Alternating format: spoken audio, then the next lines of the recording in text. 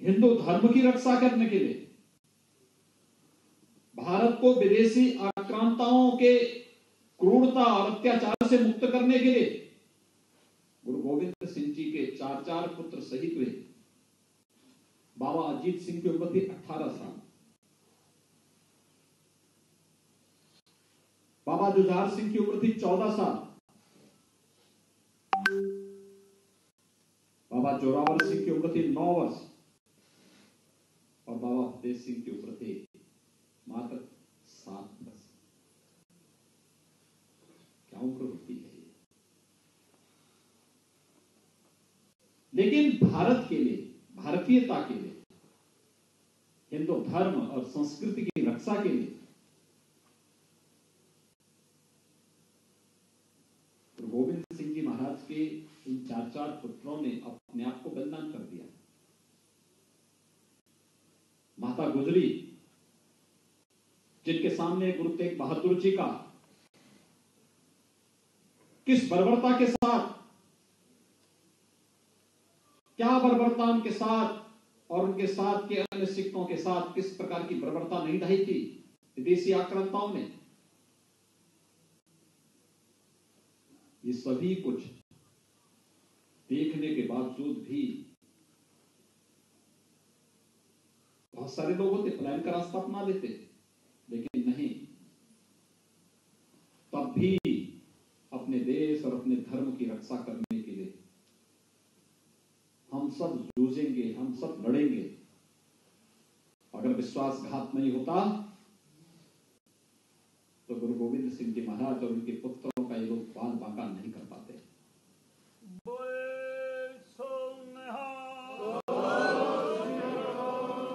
भाइयों बहनों, हम सब के लिए इतिहास एक प्रेरणा है और इस प्रेरणा को ही तो लेने के लिए इस प्रकार के दिवस हम लोग हर वर्ष मनाते हैं। भारत के इतिहास की जब हम बात करते हैं तो सिख का इतिहास उससे अलग हो ही नहीं सकता। वो तो हमारे पाठ्यक्रम का एक पाठ बनना चाहिए, एक एक बच्चे को बताया जाना चाहिए। बाबा अजीत सिंह जी के बारे में, बाबा जुझार सिंह के बारे में, बाबा जोरावर सिंह के बारे में, बाबा फतेह सिंह के बारे में। और मैं तो चाहूंगा हमारे यहां पे शिक्षा मंत्री के रूप में डॉक्टर दिनेश शर्मा जी हैं, पाठ्यक्रम का हिस्सा बनाया जाना चाहिए।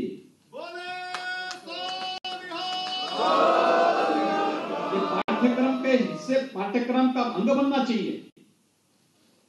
गुरुपुत्रों की शहादत, उनका बलिदान, ये वर्तमान और आने वाली पीढ़ी के लिए एक नई प्रेरणा बनेगा। 18 साल, 14 साल, 9 साल और 7 साल की उम्र में देश और धर्म के लिए अपना शहादत देना,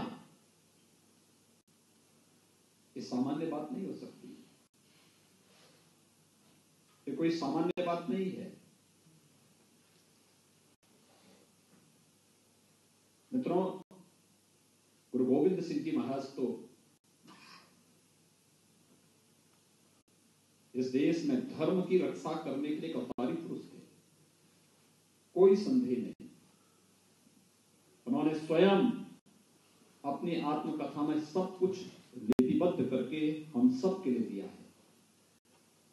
हम कभी देखें तो सही परिप्रेक्ष में उसको अंगीकार तो करें। इस सिख पंथ की परंपरा को अक्षुण्ण बनाए रखने के लिए हमें गुरु गोविंद सिंह जी महाराज की उन प्रेरणाओं से निरंतर प्रेरित होकर के आगे बढ़ने का कार्य करना चाहिए। आप देश के अंदर जहां कहीं भी जाएंगे देखेंगे इस बारे में। पटना साहिब में आप जाइए, आप उत्तराखंड में चले जाइए, हेमकुंड साहिब में, यानी गुरु गोविंद सिंह जी हेमकुंड साहिब के बारे में स्पष्ट कर देते हैं कि पूर्व जन्म में मैंने कहां तपस्या की थी। इसका वृत्तांत कोई और नहीं लिखता है, गुरु गोविंद सिंह जी महाराज स्वयं लिख करके छोड़ देते हैं। हम जानें, सीखें, देखें और फिर उसके अनुरूप बन करके। उद्देश्य क्या है खालसा पंथ का, किस उद्देश्य के लिए हमें कार्य करना है, कैसे कार्य करना है। जीवन में सम और विषम परिस्थितियां आती हैं, सम और विषम परिस्थितियों में हमारा रास्ता क्या होना चाहिए, यही तो प्रेरणा इन पूज्य गुरुओं ने हम सबको दी है। और यही कारण है कि हर भारतीय अगर वो सच्चा भारतीय है तो भारत के अंदर गुरु परंपरा के प्रति सदैव श्रद्धा और अटूट विश्वास का वो भाव रखता है। उसमें कोई संदेह किसी को नहीं होना चाहिए। लेकिन मैं आप सबको धन्यवाद दूंगा इस बात के लिए कि कोरोना कालखंड में मैं बहुत दिनों से सोचता था, इसलिए लगभग 10 महीने से हम सब कोरोना से जूझ रहे हैं, वैश्विक महामारी से जूझ रहे हैं। इस दौरान अनेक गुरु पर्व आए, अनेक आयोजन आए और मैं पिछले 30 वर्षों से या तो गोरखपुर के कार्यक्रम में या दिल्ली के कार्यक्रम में या फिर पिछले 3-3.5 वर्षों से लखनऊ के कार्यक्रम में मेरी सहभागिता होती थी।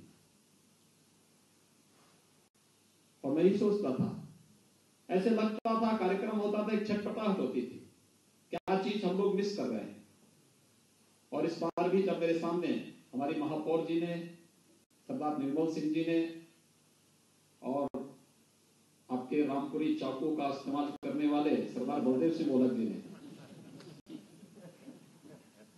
बहुत बारीकी से काम कर लेते हैं, इन्होंने मुझसे कहा कि ये कार्यक्रम जो है तो होना ही है। मैंने कहा भी जब आप कह रहे हैं होना ही है तो होगा ही कार्यक्रम तो, लेकिन कोरोना प्रोटोकॉल को थोड़ा हम कैसे पालन करेंगे इसको देखेंगे, क्योंकि सावधानी तो बहुत आवश्यक होनी चाहिए ना। तो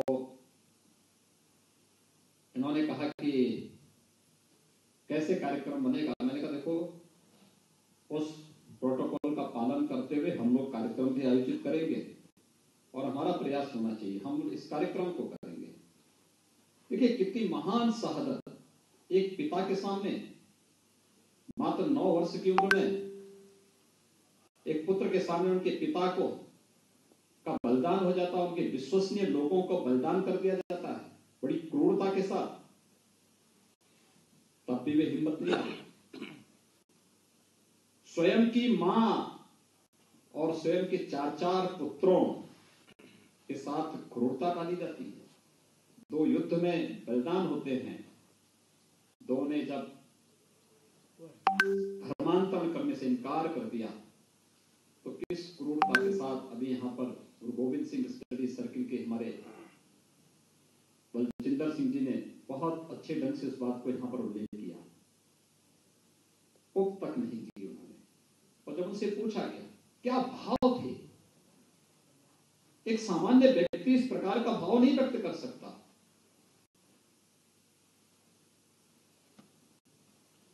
यानी वह स्थिति प्रज्ञा की वह स्थिति जिसको भगवान कृष्ण ने गीता में कहा है, जिसके लिए छोटा बड़ा ऊंच नीच अपना पराया कुछ भी नहीं, उस भाव के साथ गुरु गोविंद सिंह जी महाराज ने क्या कहा कि इन पुत्रन के शीश पर वार देश तो वार 4 हुए तो क्या हुआ, जीवित कई हजार। जीवित कई हजार का मतलब किससे है, इस पूरे देश से था। क्योंकि खालसा पंथ की स्थापना के पीछे ही उनका था, जगे धर्म हिंदू सकल भंड भाजे। और उसी भाव को लेकर के उन्होंने यही बात कही। याद करिए 5000 साल पहले उस स्थित प्रज्ञता की बात भगवान कृष्ण कहते हैं, वह दर्शन में कहां होते हैं, गुरु गोविंद सिंह जी महाराज के पास।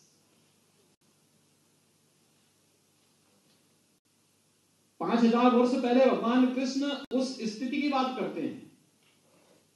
ये असाधारण पुरुषों में इस प्रकार का भाव देखने को मिलता है, स्थिति प्रज्ञता की स्थिति। और वह दर्शन हमें कहां होते हैं?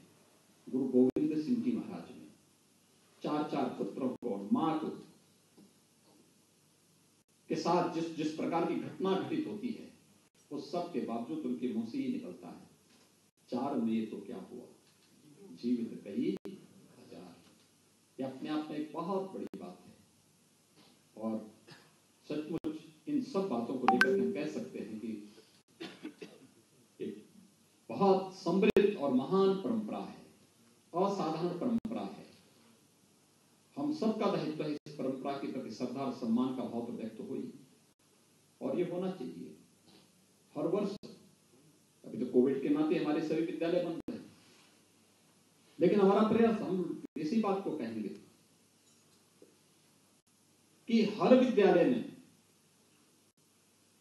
अगले वर्ष से 27 दिसंबर की तिथि को हम लोग गुरुपुत्रों की स्मृति में साहिबजादा दिवस के रूप में मनाएं। कार्यक्रम वहां पर आयोजित होने चाहिए। हर विद्यालय में एक कार्यक्रम आयोजित हो, बताया जाना चाहिए भारत के इतिहास के बारे में, बताया जाना चाहिए गुरु परंपरा के बारे में, डिबेट हो इस पर, चर्चा हो इस पर। आने वाली वर्तमान पीढ़ी को और आने वाली भविष्य को भी हमें बताना चाहिए कि अगर आज हम सुरक्षित हैं तो क्यों और किसके कारण। ये इसी त्याग और बलिदान की परंपरा के कारण, जिन्होंने कहा कि नहीं, हम इस्लाम स्वीकार नहीं करेंगे। ठीक है, हमारे पास ताकत है, करके दिखाओ, उफ तक नहीं किया। ये है सिक्की, ये है शहादत, ये है धर्म के प्रति अपने आप को बलिदान करना।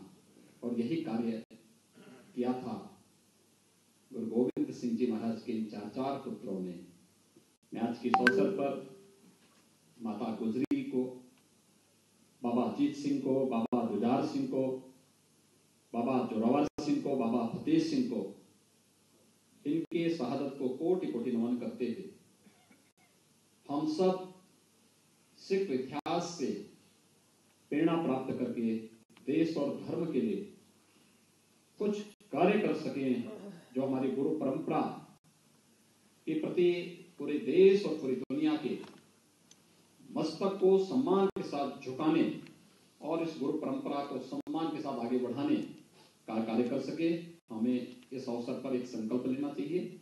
मैं एक बार फिर से इस बारे में कहूंगा, डॉक्टर दिनेश शर्मा जी स्वयं इस बात की चिंता करेंगे कि पाठ्यक्रम का हिस्सा गुरु इतिहास और इन 4 साहिबजादों के बलिदान का हिस्सा ही बने ही 27 दिसंबर को हर स्कूल कॉलेजेस में इस पे डिबेट होना, इस पर उस दिवस को मनाने का कार्यक्रम वहां पर आयोजित होना, एक उत्सव के रूप में वहां पर इस कार्यक्रम को मना करके और लोग उससे प्रेरणा प्राप्त करें, जिससे वास्तविक बाल दिवस हमारे साहिबजादा दिवस बन सके और बच्चों के अंदर एक प्रेरणा देश और धर्म के प्रति जागृत हो सके। इस विश्वास के साथ मैं एक बार फिर से आप सबका हृदय से अभिनंदन करता हूं, आप सबका मैं स्वागत करता हूं और विश्वास करता हूं कि हम सब कोविड-19 के नियमों का पालन करते हुए पूरी मजबूती के साथ देश की इस लड़ाई को भी जीतेंगे और सिख गुरुओं की उस महान परंपरा के प्रति भी सम्मान का भाव रखते हुए यह विश्वास के साथ कह सकते हैं कि यह कार्यक्रम हम लोगों का निरंतर आगे बढ़ता रहेगा। एक बार फिर से मैं प्रदेश के विभिन्न जनपदों से आए हुए जितने भी हमारे सिख प्रतिनिधि हैं, गुरुद्वारा प्रबंध समिति से जुड़े हुए पदाधिकारी हैं, हमारे प्रदेश के मंत्रीगण हैं, हमारे अल्पसंख्यक आयोग से जुड़े हुए पदाधिकारी हैं, इन सबको हृदय से अभिनंदन करते हुए आप सब गुरु परंपरा को जन जन तक पहुंचाने का कार्य करेंगे और इस गौरवशाली इतिहास को प्रत्येक नागरिक को आत्मसात करने के लिए प्रेरित कर सकेंगे। इस विश्वास के साथ बधाई भी देता हूं, शुभकामनाएं भी देता हूं। धन्यवाद। जय हिंद।